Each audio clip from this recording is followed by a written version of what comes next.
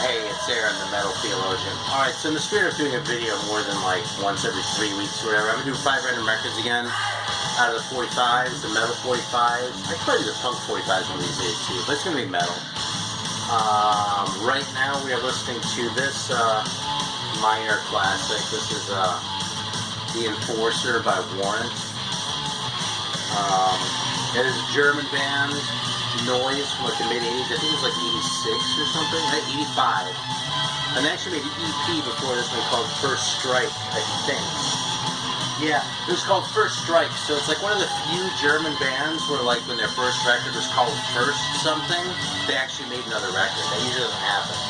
Usually if they put out a record, it's like the curse of like German bands, like calling their first record the first record. It's like, if they call the first record First Strike or something like that, that's the only record they ever made. It's like Excalibur did that, Dies Irae did it. That's all I can think of right off. They're a bunch, man. First Damage. First Damage, yeah. Alright, so anyway, before we get into the 45s, we are drinking McFuddy's Pepper Elixir. It's the distinctively strong pepper elixir. Got 2 this time as well. Yeah, Spencer's actually drinking his own, so we don't have to share. Is that showing up in the thing? Can you see the label? Yeah. Awesome. Yeah, this is real sugar. I'll zoom in when you're like talking and it's boring. And it's also, this is infused with luck. 12 ounces for 24 hours of favorable outcomes. You know what that means. Cures timidness and satisfies the daring. Alright, here we go. Oh, you can barely see the bottle opener in the new angle. Yeah, we're trying to have a tripod. It's a deal breaker. Here, so.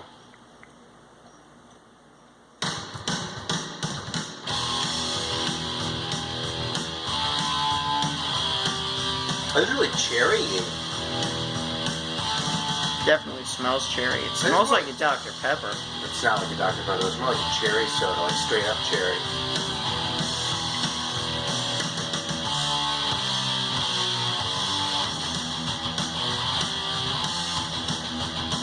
I can't tell if it's...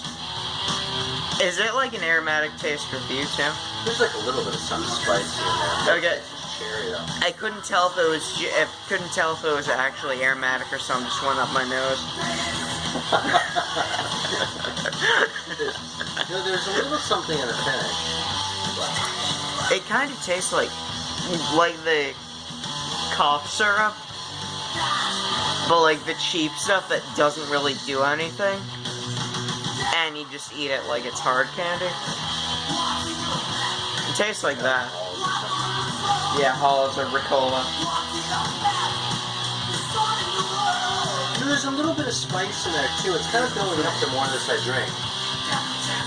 By the way, this week Orca Beverage Soda Works. Oh no, the label's peeling off on mine. Drinks from them before. Huh? Label's peeling off on mine. Oh, okay.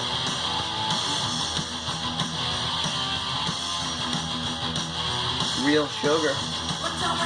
I'm really liking this a lot, actually. It's definitely more like this is like a cherry soda fix thing, but it's there's something a little bit unusual. It's not like a Moxie or something where it just grabs you by the balls, but it's more like there's a little bit of sort of pepper in there or something. Fundamentally, it's a cherry fix, but the pepper's sort of building up as I'm drinking it. I'm really kind of digging it a lot. It's really it's unique.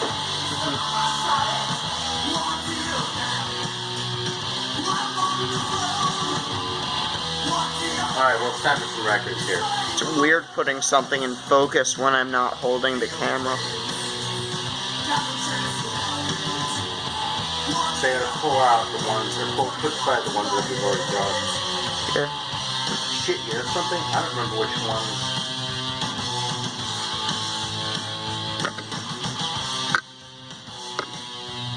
What is it, Goldsmith 45? I don't remember. Well, I'm going to assume that everything in the front of this I've already done. There you go, there's the pepper. No, that is nose, not pepper. I can confirm. Alright, 5 random records, here we go. Oh, actually, I'm going to pull one out not at random for LJ. Just in case LJ is watching.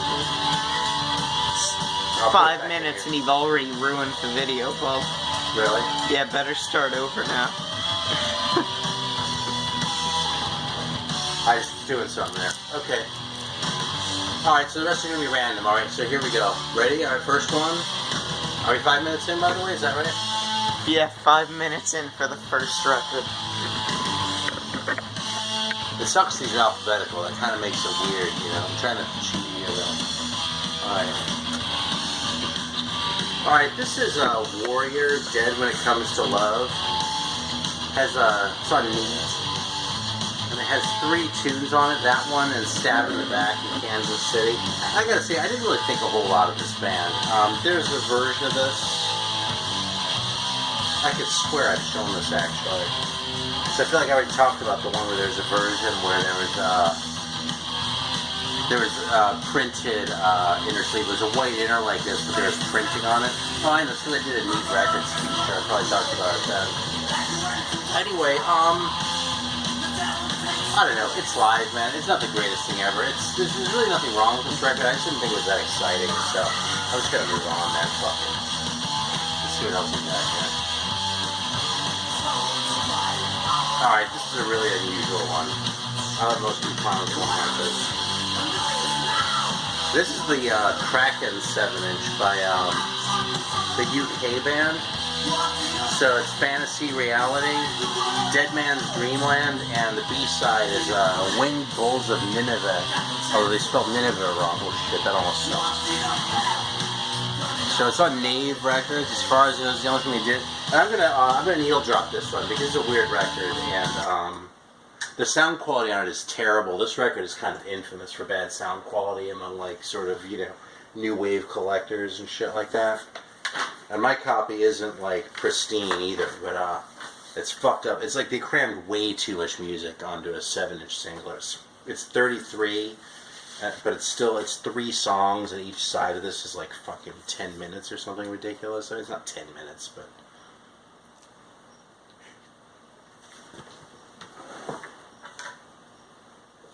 So we're gonna get a shot here.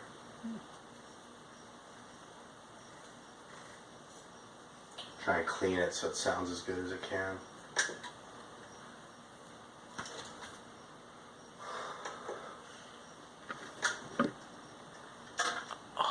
So you just heard the last record. I haven't adjusted the volume yet, right? So listen to like the low level on this one. You can hear the crunching.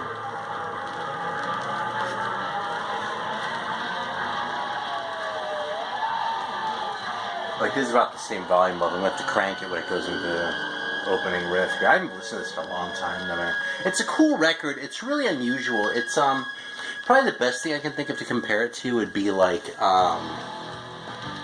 yeah, you hear how quiet that is? Because there's no music in the grooves because they were trying to like cram too much onto a 7-inch. It's ridiculous. So if I turn it up that loud, then it's okay. But look at that. Is that even coming through on the thing? Now that are the most powerful speakers or receiver on the planet, but still, you know.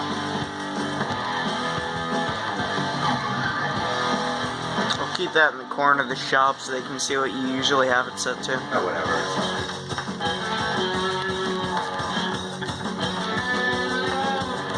See, it's real proggy, this record. It's total prog shit. You still you're doing like a hi-hat, man.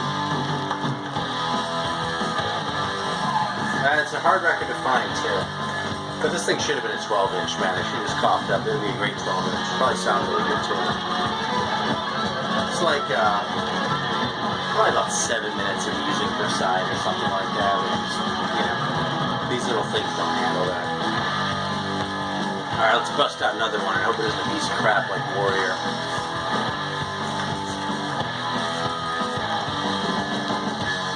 Oh shit, look what I pulled out. I really wasn't cheating either. Alright, so, you know, so I will talk about this. I was just sort of gloating before. But this is the Dragonfly EP, and this is the original. There was, I don't know, they didn't get more than a couple hundred copies of this. The labels just look like that. This is a 4-tracker. And this is all they ever did while they were together. I guess they made like a demo too, and there was a bootleg out of Brazil not all that long ago. I I mean, within the last 10 years or something that had that. But I'm actually going to leave this out because I don't think he'll drop this. I'm going to let Kraken run for another minute first. But this is a really cool record. It's unusual and definitely has a new British heavy metal sound, this one. You hear that unusual sort of interplay?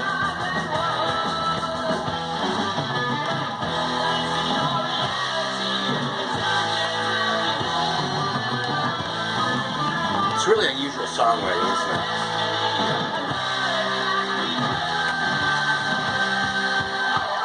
Alright, I'm going to go ahead and needle drop Dragonfly.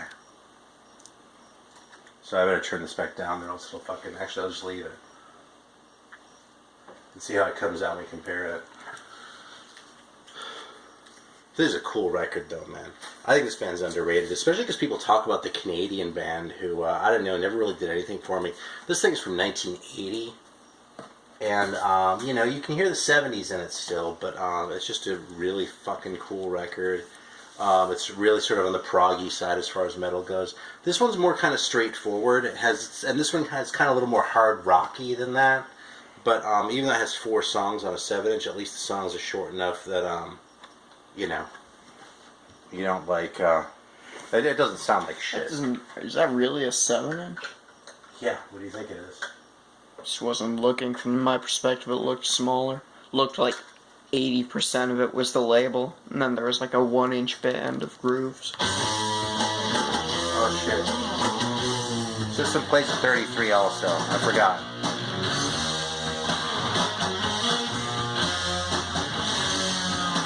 It looks right now that I'm actually seeing it. I like that singing style of a little bit Ian Gillan, doesn't it?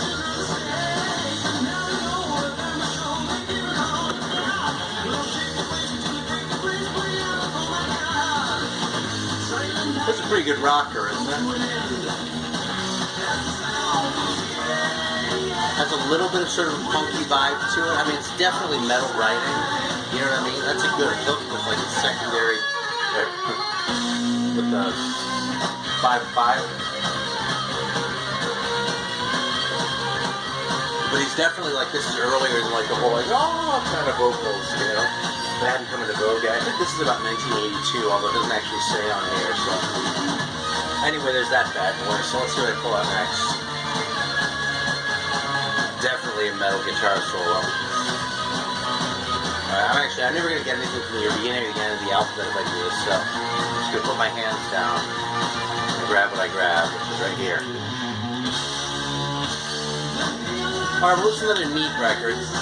This is Always Ready for Love. I think this is probably the... Well, no, actually, I think that one 12-inch, what's it called?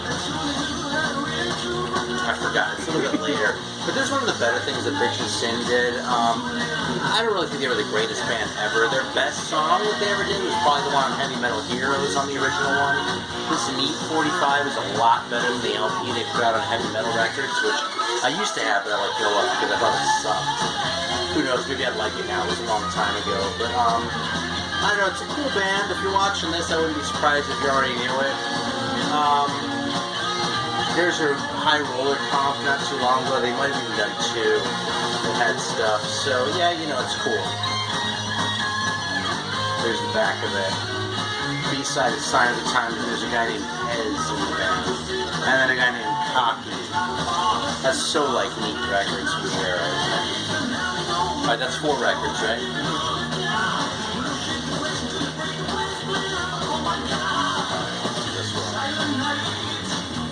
Alright, this is the Overdrive 45. Now, I was mentioning that there's a Brazilian boot of this that actually came out on the Phoenix label. And this one's on the same label. Is that in focus? Yeah. You can see these things are hand numbered. Oh, 1 minute. Let me...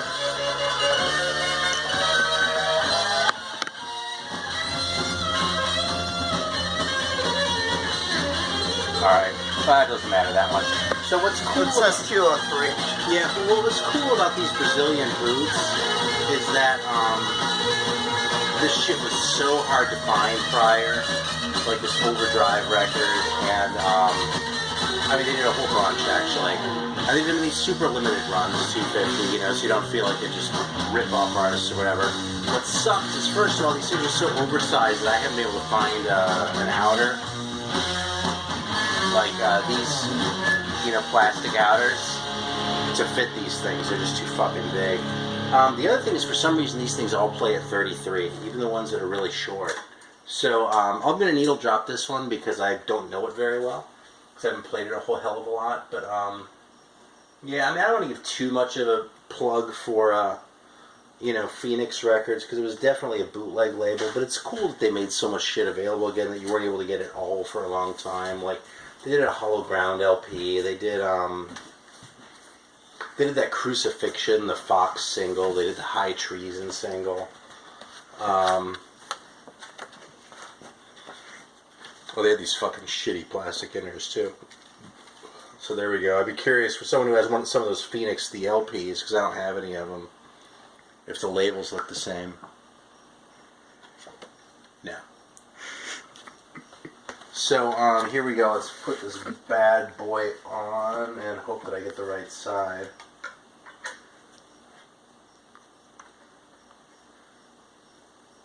Yeah, the colored vinyl's kind of cool, too. These things sound pretty good too. I mean, the source material on a lot of these is crap. A lot of the original New Wave 45s, I mean, obviously, I just played an original with that Kraken and it sounded like shit. So, I would say these are meant, at least the ones that I have aren't cut really hot, but they sound fine.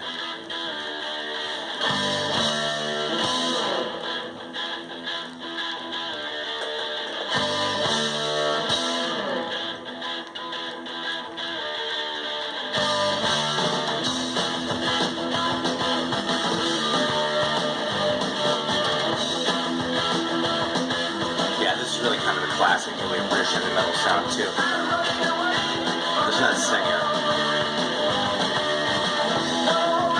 Here's one thing that I kind of hate in these things is the weak chord progression. Listen, that's weak root movement, and it kind of sucks in some of these New Wave British heavy metal, New Wave of British heavy metal riffs. But it's a cool song, you know what I mean? It's a perfectly respectable record. It's cool that they put the effort into making that cover. So, how are we doing for time? Like 15 minutes? 17. Yeah? I'll pull out almost 18. I pulled out two neat ones. It seems a little weird, so... What's this one? Alright, this is the Ground Attack record. Their version of this one that had a picture sleeve too. This is total punk rock.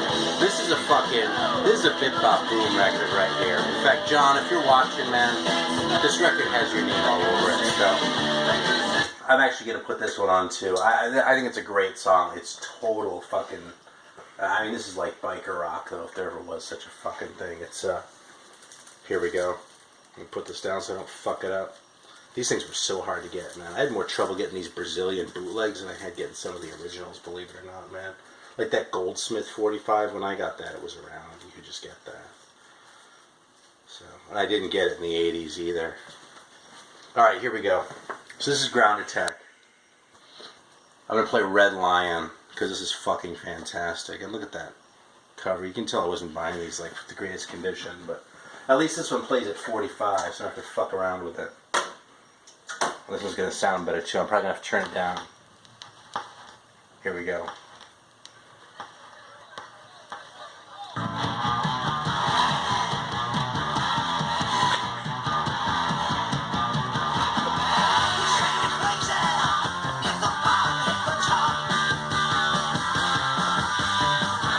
Some kind of rose tattoo, AC/DC vibe going on.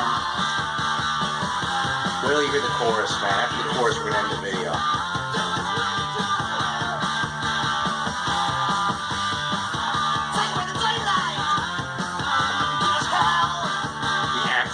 Totally unashamed of it, you know. They're not trying to sound like they're from LA or even London.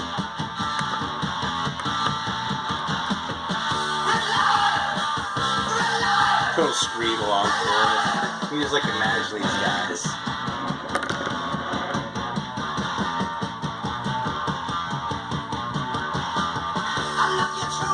Alright, well that's it, man. We just pulled up your record. Spencer's trying to show you a little bit of the groove there.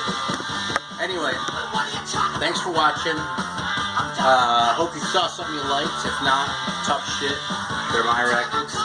And, yeah, that's it, man. This is a really fucking good soda. I'm gonna take it down as soon as the camera goes off.